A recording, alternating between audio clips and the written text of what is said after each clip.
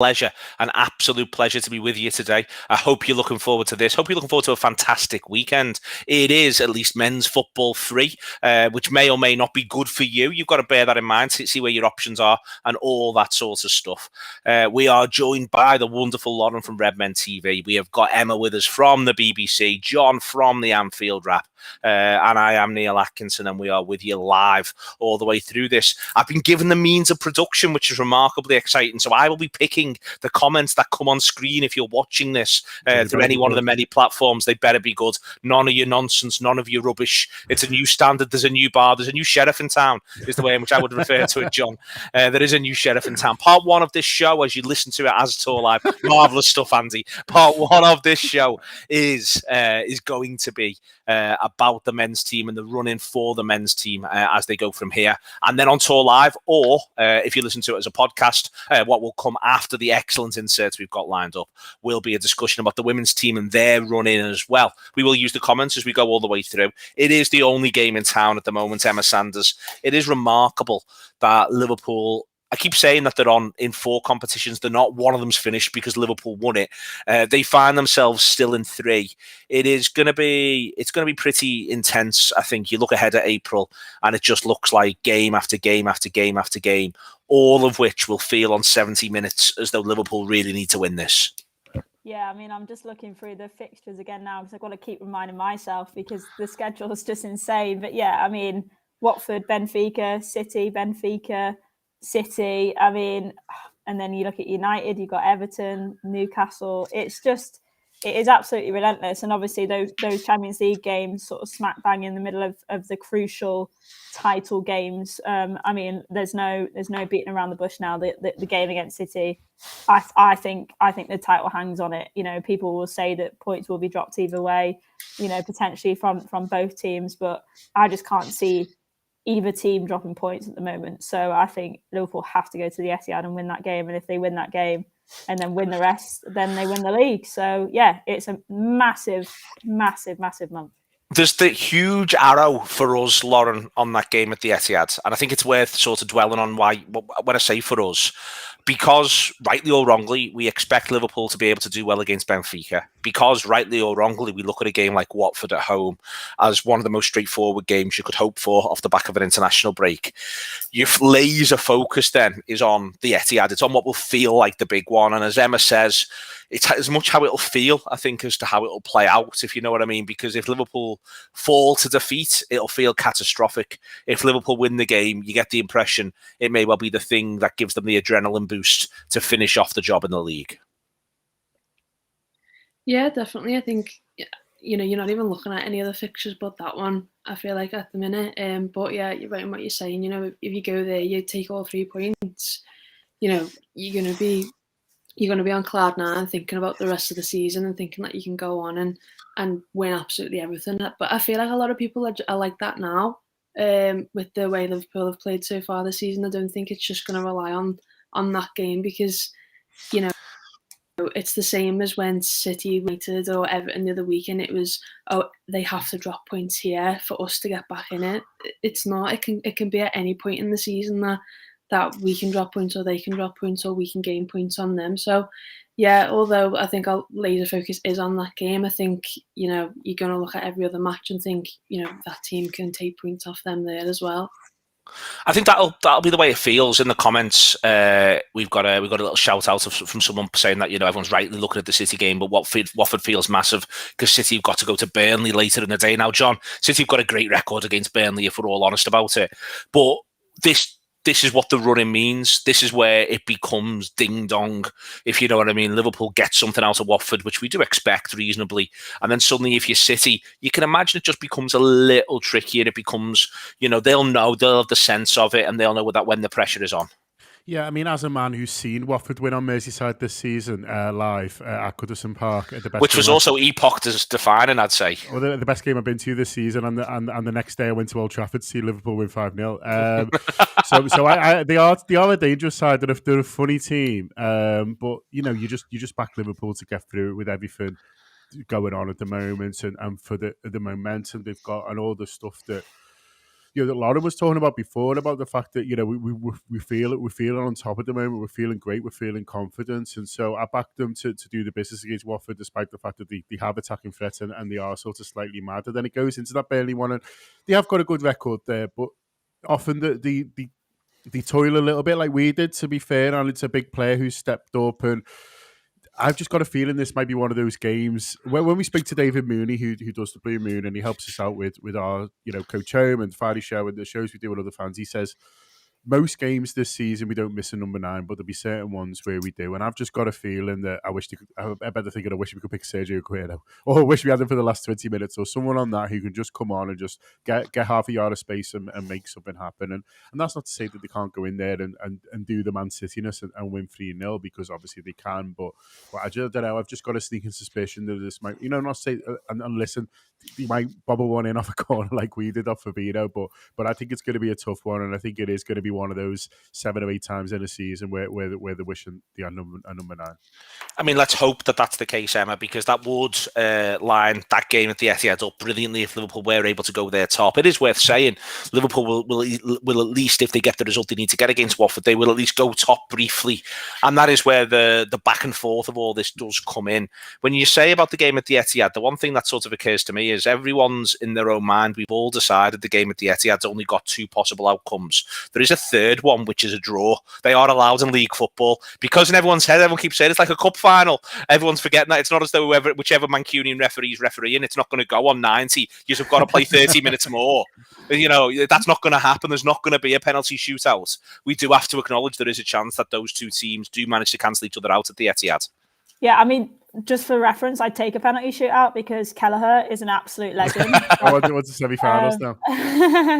Yeah, no, you're absolutely right. And actually, in Liverpool's favour is obviously, the goal difference at the moment. So that could play a potentially big part. And I think that's got to be in the mind of the players as well. Is not only do they need to, keep picking up points, but also bear in mind the possibility that things like goal difference and things like that could potentially come into play at the end of the season. So be clinical, take your opportunities, get as many points as you can, obviously, but also put away those chances. Don't take too many risks in terms of, trying to go all out for 80, 90 minutes when you're perhaps 1-0, 2-0 up in a game, and then potentially, go and concede 1 or 2 sloppy goals.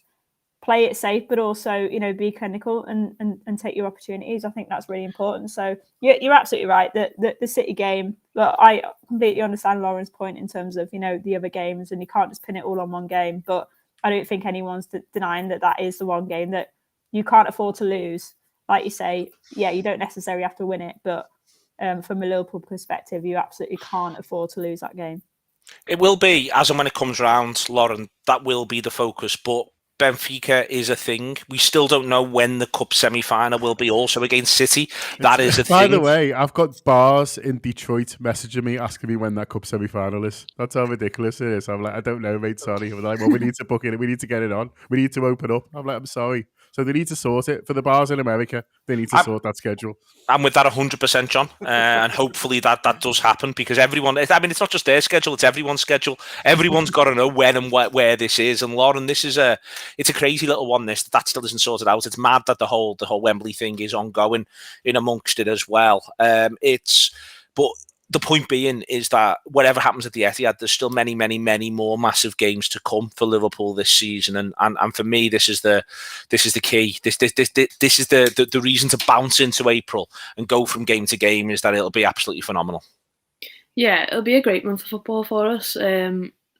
Obviously, I think looking at our Champions League tie, it's a little bit less of a headache compared to City's, which might play in our favour ahead of that match. I think Pep will be tearing his non-existent hair out for facing Diego Simeone's Atletico. But yeah, it's a really interesting fixtures. Yeah, it's just really exciting as a fan that you can look forward to these games and see them coming up and think, well, we can take 3 points there, we can take 3 points there. You're not looking at any of them thinking that's going to be a tough one, which is sort of, it's really nice going into a new month of fixtures.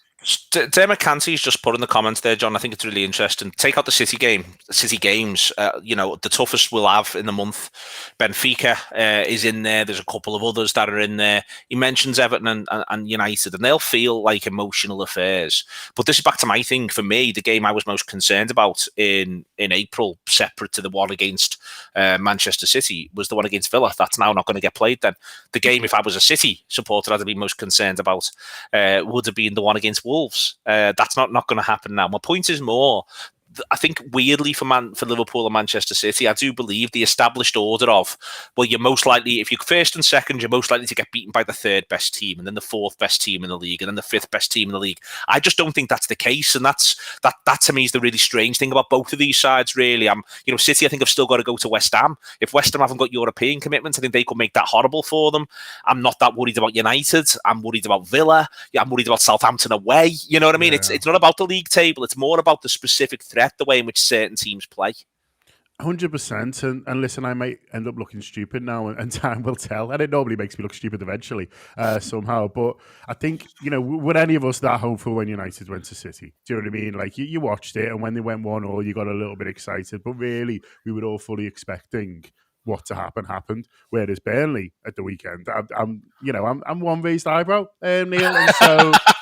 And so I'm going in with that emoji on my face, and so I think it is all about games. I completely agree with you. I think we'll be fine against United, Everton as well. You talk about the energy of sort of playing Everton. That's largely us. The team, like we've had some tough games against them. There's obviously the Divock Origi late one and stuff like that, and but we've had more where we've been on the beach at 70 minutes. And it's who wants to go on and play against these shower. Do you know what I mean? We've had more like that at Anfield under Jurgen Klopp and probably past managers as well. And so, I think that's a sort of more likely scenario to me than Everton, giving us a really good game, whether they're fighting for their lives or not. And so there'll be tough ones, and there'll be a mad unexpected one as well. And maybe it is Southampton, when they suddenly turn up and they look like Brazil 1970, and you're like, I can't be bothered with this. Yeah, they defend like George Graham's Arsenal, and you're stunned by it.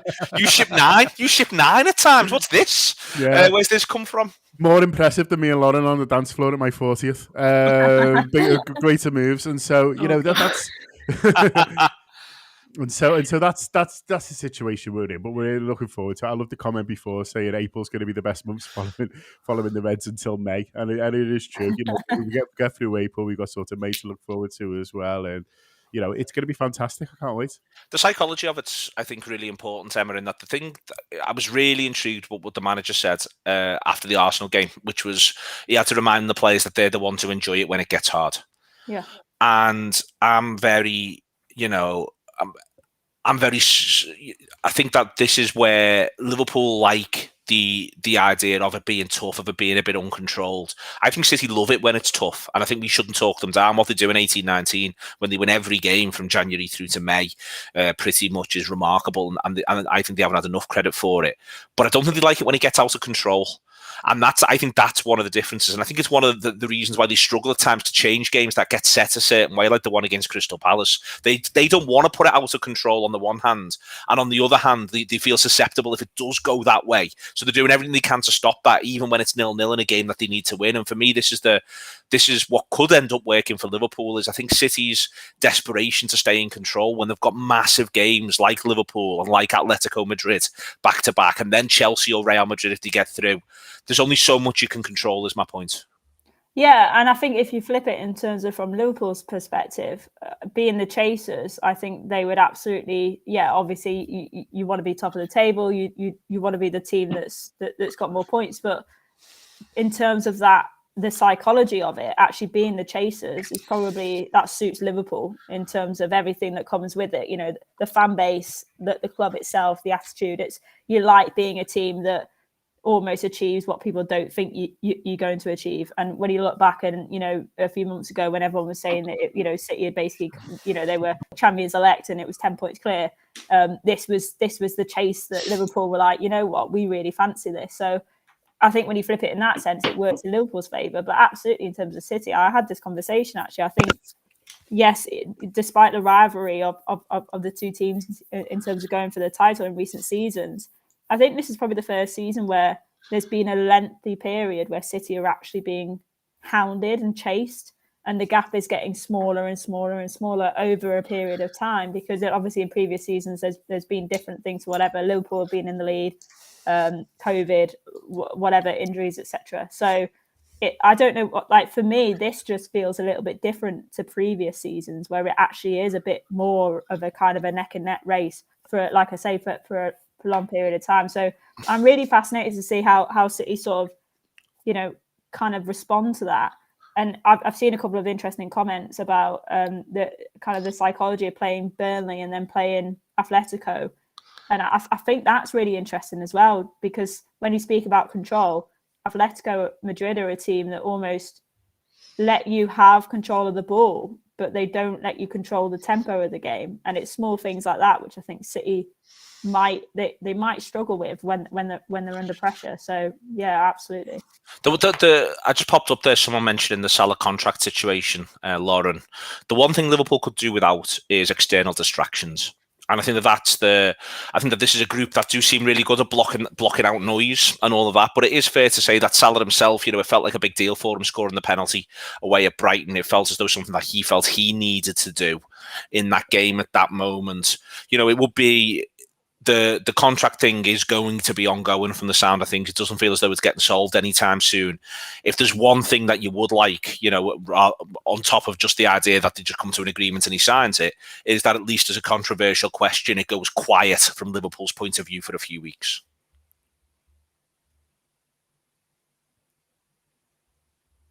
I think Lauren might not be able to hear me. Okay, I will pass over. Going in and out. Oh, sorry, Lauren. Sorry. Same thing to you then, John. I'll just be very smooth, and you can answer it. I think that's fair, but I don't see him being distracted too much. And also, I guess what we've got to remember is quiet for us isn't necessarily quiet for him. So out of the papers is nice for us. In terms of our our blood pressure and our worry about the whole thing. But just because it isn't there doesn't mean that he's not having conversations and he's not, having our friend Rami come on and say, well, Juventus have got a saying they're interested if it's a free next summer and stuff like that. But whatever it is, how sort of, much of it is it or little of it in his life, I don't think there's anyone who loves winning trophies for Liverpool as much as Mo Salah. When you see it on his face, when we won the Premier League, the Champions League as well, he's obviously got his own personal ambitions, but I think genuinely for Liverpool as well, he just loves winning trophies with his mates. I think he also sees how it's all intertwined as well, John. Yeah, exactly. And so I think I'd almost be more worried if it was October, November, and all this was going on. I feel like the season is paced in our favour in this regard. He's coming back from the international break, and he knows that this is the business end, and there's no sort of messing about now. And I think it would have been possible for him to sort of be distracted if it was earlier in the season and Leicester played for. But now I just can't see it because he's too focused. He's too good as well, to be honest with you. But also, honestly, I just think he adores winning trophies for this football club. I think that the part of it, Lauren, and the unspoken thing, the thing that we find it difficult to talk about, and I'm going to have a big chat about it in Belfast, Dublin and Cork this weekend, is there's another part for all of these players, including Salah, where they haven't had the party from the last league win. And I think that still becomes a live problem for them, Lauren. I think this is something that they'd love to solve. I think, obviously they're desperate to win. They're very highly driven professionals. But I think they know what it would mean to be able to parade a league title around the streets of Liverpool. Yeah, absolutely. They missed out on that last time, and it was such a shame that it happened in the way it did. And that'll always be something that'll stick with them. So going into this season and them kind of bringing the points gap back down now, and it being a real opportunity for us to go and win another league title, it'll be absolutely huge. And you can imagine the scenes, around the city there if something like that does happen. And you can imagine as well that if we've got a few more trophies to add to that. So yeah, it's something that the squad will be definitely thinking about, and that'll give them an extra boost to it as well, which is always promising for us. It is something across all the piece on this, Emma, and it's the same with the women's team, and we are going to come on and talk about the women's team in the second part of this show. It's about Liverpool asserting themselves, and that I think is the key question that Liverpool have got to find the way that they assert themselves across the rest of these games and then continue that assertion.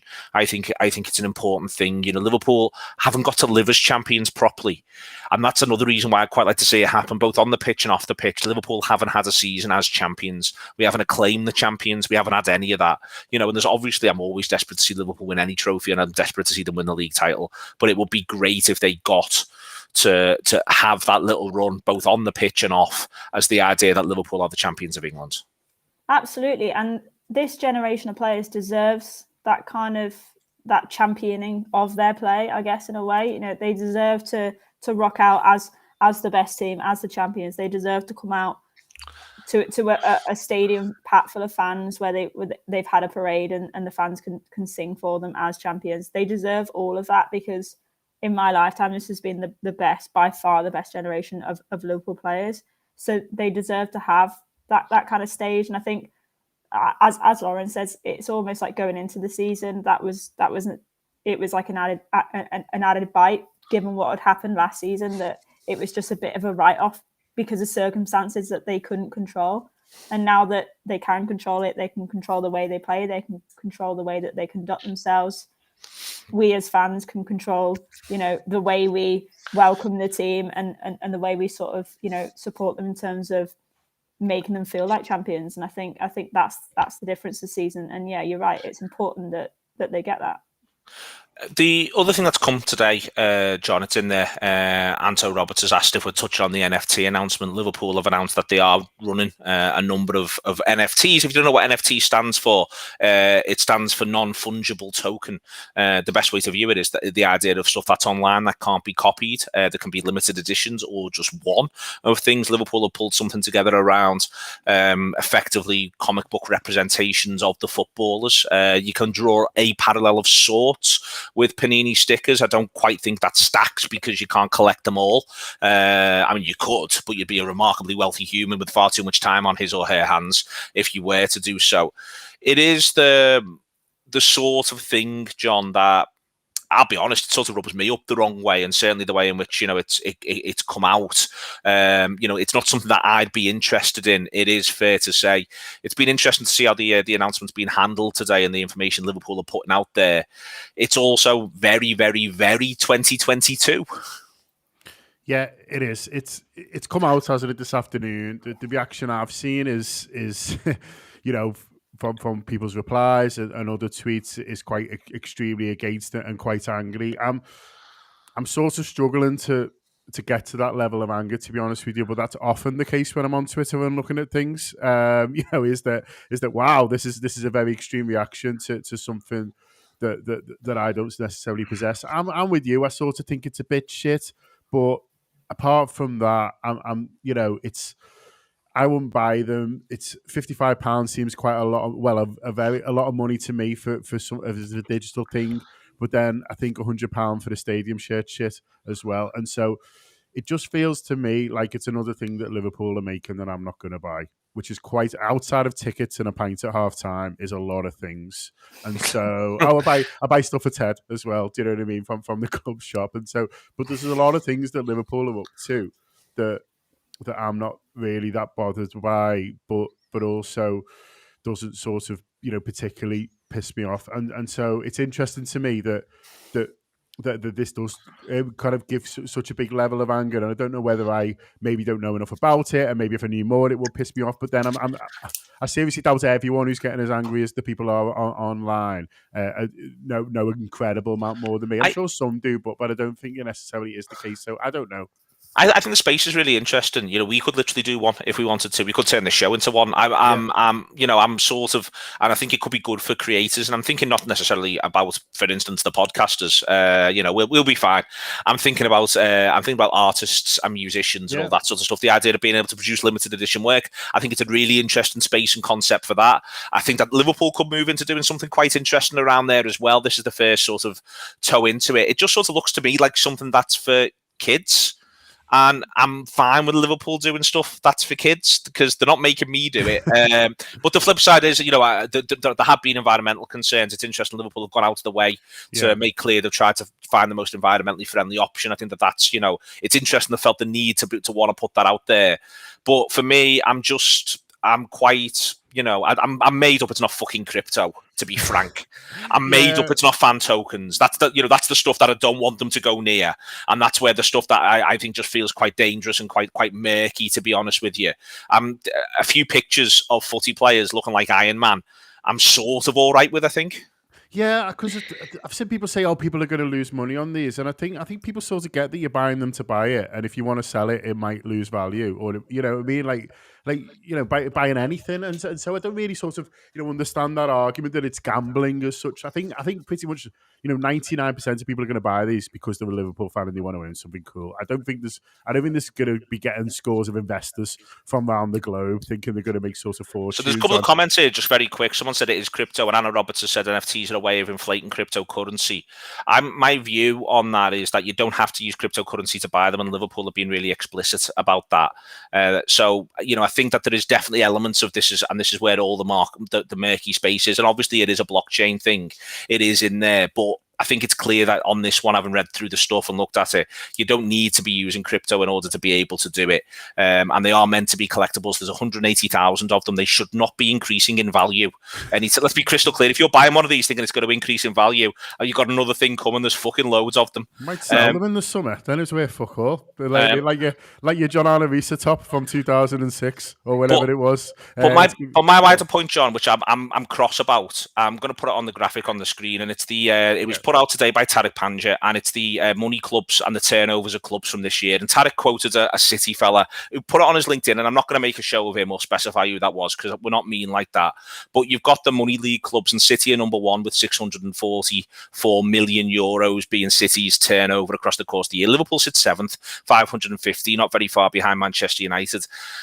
My point about all of this, first and foremost, is Liverpool do not have, let's call it diplomatically, the natural advantages that Manchester City very much seem to enjoy for themselves. And Manchester City, by the way, have gone into crypto and have got a crypto partner that does crypto derivatives that are not regulated in the United Kingdom. Let's just be fucking crystal clear about that. But I'd like there to be a little bit more of Liverpool going. This is the clear blue water between us and them. But a bit of that means that sometimes we're going to have to do some stuff you don't like. Yeah, 100%. And if I am going to get angry at anything, it's the fact that Liverpool have almost sort of forced into this space. And look, forced is too strong. I sort of accept that. But, we're in a situation where I just feel like, we've got in one hand, we've frozen season ticket prices for the 7th year in a row yesterday, which is brilliant. And so we're trying to keep tickets artificially low. I accept that they're not low, but they're lower than what they could charge. Then we've got people, clamoring, including me, to give Salah a new contract, pay Salah what he wants.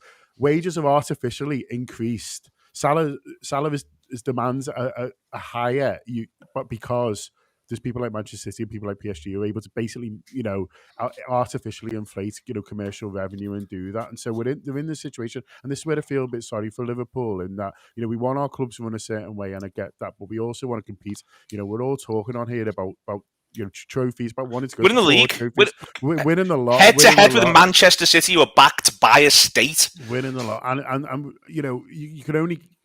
We can only do that by bringing in sort of money, and each one of these steps, often makes me feel a little bit comfortable. I didn't like the sleeve sponsor. I'll be honest with you, I didn't like it. It was an extra thing. I'm not old enough just to remember when the shirt sponsors came in, but I couldn't really be arsed with the sleeve sponsor. And then someone told me it was 10 million quid a year, and I went, yeah, all right. And so it's one of those situations, isn't it? It's like we're all clamoring between what's important to us. Is it the soul of a football club? Is it winning?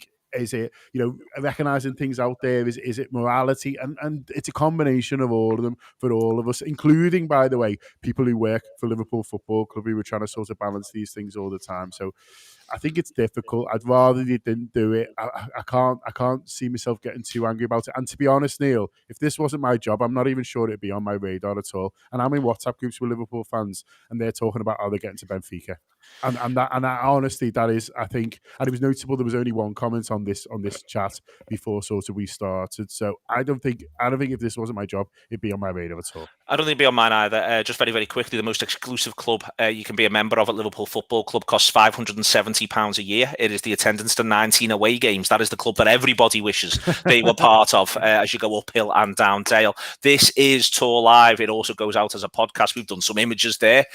John, I cut and cropped that image I used during that show as we were talking, pulled it into the space and then put it on the screen. This is what happens if you give me the means of production, John. I'm capable of anything. Let's just wonder what's going to come in part 4. It's a pleasure to have Lauren. It's a pleasure to have Emma with us as well. Coming up, if you listen to this as a podcast, you've got Harriet with Comfort of Comfort Angels, a women's refugee team in Toxteth, and also Harriet speaking to Taylor Hines, which segues very, very nicely indeed into us being able to talk about Liverpool women and what the rest of the season looks like for them. And Lauren, I'll go to you first on this, on Liverpool women. We find ourselves with them where this was what we asked for. You and I sat in meetings with the club. We sat in different situations. We talked about one thing, which was get yourselves back into the top flight.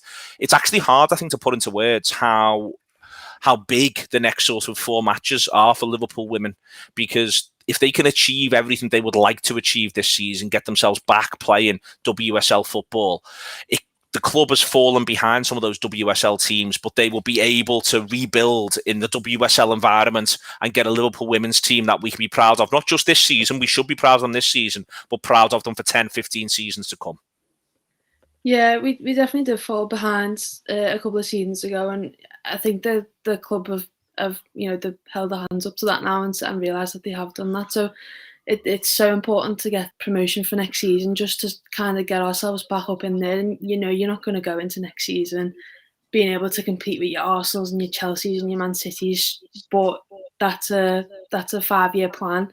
That's in 5 years' time for us to say we can be challenging for a league title, hopefully, fingers crossed, when that time comes. So yeah, and you can look at it and think, oh, we could have done this better and we could have done that better, but there's no point in dwelling on what we could have done 2 seasons ago. It's time to focus on the remaining fixtures for this season and think about what we can do to rebuild in the summer to go again in the top flight. The idea, Emma, of grabbing the now is what I think Liverpool women have done this season. There's a comment there saying we've been poor with our women's team and facilities compared to Chelsea and City. I mean, that also feeds into the previous conversation, if we're honest about it, to an extent, but not enough. I would hasten to add. But further to that, this is the idea of grabbing the opportunity that's in front, the increased exposure, sponsorship within the WSL, but also just in general, a women's team, a Liverpool women's team to be proud of, is the job that's been done so far this season. That's what put them in the position they're in now, and that's why what happens next is so important. 100%, because this Liverpool side, when they got relegated, it was in circumstances, or it was during COVID, it was points per game basis for those who might not know. So they went down having almost had it taken out of their hands. Therefore, they felt a little bit unjust by it. And then obviously, the initial plan was to come straight back up. That didn't happen. So it almost feels like it's overdue, them kind of returning back to the WSL. And I know that might sound quite elitist, but for a club like Liverpool, who were back-to-back league champions in 2013, 2014, that's only 6 years ago. If you think figure that about that in terms of Premier League, imagine a team being back-to-back Premier League champions and then 6 years later competing in the Championship. It's absolutely unfathomable. Can't say that word. There we go. So for the women's team to be in that position, I think it's almost even greater than the reward of them coming back to the top and being back to the heights. And that's why this season has been one that, rightly so, as you say, should absolutely be celebrated, because the job that they've done so far has been fantastic. Obviously, they still need to get over the line, but getting over that finish line, the rewards in terms of the long term will feel almost so much greater, because they kind of, they went from the peak, suffered because of faults at Liverpool, which, as Lauren says, they've rightly acknowledged, other faults in terms of, the relegation and the way it happened. They've gone through that, and almost the benefits of returning now are going to be so much greater because of the broadcast deals, etc. The season can be broken, I think, into segments, Lauren, so far. There's the early running, where Liverpool looked like they were just establishing themselves. Then they arguably went through a run where they played some excellent stuff, dominated every game that they played. The last 3 or 4 matches, it's felt like they've got a little bit nervy. Maybe oppositions have wised up to what they do a little bit more. Charlton restrict them to 1 goal across 2 games. It feels as though they've maybe just dried up a tiny little bit in front of goal, which has been a problem for them in the past. Are you concerned with these games to come? I don't think I'm concerned. I think it's more. I get what you're saying about goals drying up and stuff. You know, Charlton at the weekend's a prime example of a team that we probably should be going and beating. And you know, I think us playing them back to back, that kind of worked in their favour in terms of how they could sort of. I thought it did, well. Yeah. But then I don't know. I think the squad's in too much of a good moment and a good place for them to get nervous. You know, we spoke to Rhiannon Roberts after the game on Sunday, and she said, although that it was a draw and you know we didn't score, we also don't concede very often either. You know, touch woods, that's gone really well for us this season. So, although the goals may have dried up in front of goal, you know, Leanne Kiernan was on absolute amazing form the last couple of games. She seems to have dropped off a little bit. Stengel dropped off a little bit, but you know, it's not a cause for concern, I don't think, because it only takes 1 or 2 goals to win a football match, and that anyone in this team can do that. We've had 15 different scorers, so. Well, just on Lauren's point there, John, in terms of the season, I think as we get closer and closer to the close of it, it feels as though Liverpool's finest performer and the one you can really build a WSL charge around in the first place has been Rachel Laws in goal. It's a phenomenal campaign where she's, I think, only conceded 6 league goals as we sit here and chat. It's now 18 games in. She's so commanding, so controlled. It isn't as simple as the saves that she makes either. She dominates the whole sort of, I'd say, back 20 yards of the pitch, kicks the ball beautifully, finds people all the time. She is the sort of rock you can build a run in on, I think it's fair to say. And can take into Super League One with you as well. And I think sometimes it's hard to sort of judge from a squad, well, who is it, you know, who's going to, you know, be able to sort of take that step up and who isn't. But I think, you know, for me, the goalkeepers, there's no doubt really. And I think, you know, Riley Foster's obviously accident was a terrible thing, and it's great that she's been back at Anfield to watch and to cheer on a team and things like that. But Rachel Laws is just first class, and I think, you know, as you said, how she commands herself at a sort of calming influence on the side as well is a big reason. You know, as well as the formation change, which I think worked really well, but a big reason why, you know, we have conceded so few goals this season. And Lauren's right, where you can get to a situation where you think, oh, the goals are drying up last couple of games. You know, unless Bristol City can beat us in that game, I think we'll be okay. And if they want to beat us, they have to score it, and that's been very, very difficult for a lot of teams, you know, who've come up against Liverpool. So we'll see. It's a big weekend, not just for Liverpool, but also Bristol City, who go away to Sheffield United, who are in the best form, but a first as well, which is it gives Liverpool the chance that they might drop points. Yeah, Sheffield United on in the best form, but we lost last time, but they're a good team, and so I think, you know, it's. I think, you know, I think we could be in a good place at the end of the weekend, I think, going into that sort of Bristol City game. Talking the whole point of this, Emma, has been the promotion push. Let's be absolutely clear. Liverpool have hard lines. I think it's fair to say at home against Arsenal in the 4-0, in that there's 2 absolute wonder strikes that killed the game before the break. But it did show a little bit of the gulf, and it did show, I think, the gulf in terms of fitness, in terms of a couple of other aspects there as well. But all of that said, if they do pull this off from this position, let's just imagine they do it with 4 wins, it'd be difficult to be much more dominant. You know, the idea that they could well finish this season only conceding 6 league goals, you know, that's a level of dominance that you very rarely see across a whole division. And that's the strange thing about being nervous about this right now. And I am a tiny little bit nervous. It's a strange thing to be nervous about, because it could be that, you know, we talk again after these next 4 games and you're like, what were we ever worried about? Because they could make it look that comfortable by the end. Yeah, I wasn't nervous in the slightest, and then I've done 2 podcasts which you've been on, Neil, and now I'm nervous. So I'm completely blaming you. But no, you're right. I mean, the way that look, Liverpool squad on paper, and I've said this the whole way through the season, I still stand by it, is quite comfortably the best squad in the Women's Championship at the moment, to the point where anything other than, going up was just going to be unacceptable, to put it bluntly. So they've dominated, but that's what I think was expected from a purely footballing sense. Obviously, there's a lot more around it in terms of the pressure and the mentality, etc., and they dealt with that really well. But the quality of the squad has shown so far, and that should continue in the next 4 games. There's absolutely no reason why they should drop the levels in terms of, as I say, purely on a footballing point of view. But that is part of the fact that this plan of going back up it has been a stage in process. It's been a long-term thing. It's not just a case of Liverpool just ticking that box and going back up and being that's it, like we've done our job, we're back in the WSL now. No, it's about Liverpool as a club wanting to almost stamp their authority on women's football again and get back to the heights that they were. And therefore, the way that they play and the identity they play with, the quality of the players coming through, the culture around the club, it's elite now. It's about getting back to the WSL, but then maintaining those elite standards that they've shown in a dominant way in the Championship. They want to take that on into the WSL. They don't just want to be there. They want to be there and then grow and compete. And as Lauren says, hopefully in 5 years' time, be up there with Chelsea, Arsenal, and City, and be competing for the league title.